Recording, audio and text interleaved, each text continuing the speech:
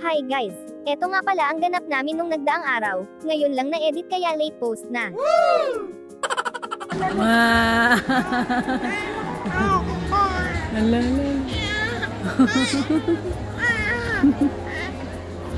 Sige pa na. Para na. Thank you, Mama. Tama na. Hello guys!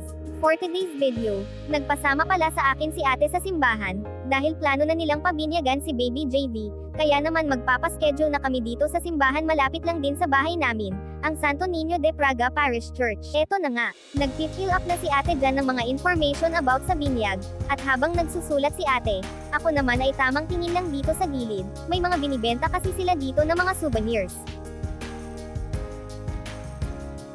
Mabilis lang din kami nakapagpa-schedule, kaya naman natapos din agad kami. At kinabukasan, nagpasama uli sa akin si ate, nag-mall naman kami, kasi bibili daw si ate ng mga susuotan sa binyag. Pero bago kami mamili ng mga damit, pumunta muna kami dito sa palaruan at pagkatapos ay kumain muna kami, hindi na din ako nakapag-video kasi nakalimutan ko.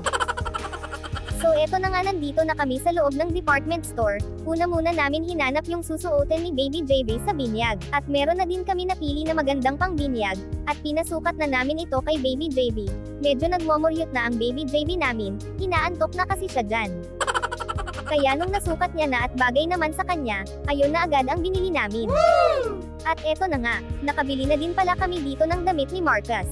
Hindi ko lang na-videohan. Bumili na din pala kami ng shoes na gagamitin ni Baby JB. Sige pa. Ate, tulo na.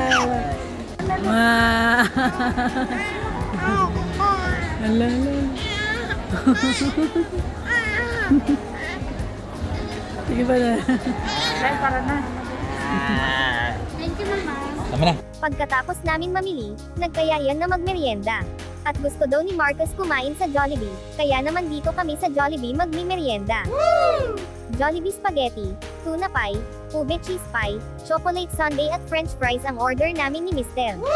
At nasa kabilang table naman sila Mama, Ate at Marcus. Happy na naman ang Kuya Marcus namin, dahil napagbigyan na naman ang bata. Nakaraan pa kasi siya nagyayaya kumain sa Jollibee. At sobrang sarap na sarap daw si Mr. dito sa ube cheese pie na order niya. Ito na daw ang bago niyang paborito dito sa Jollibee.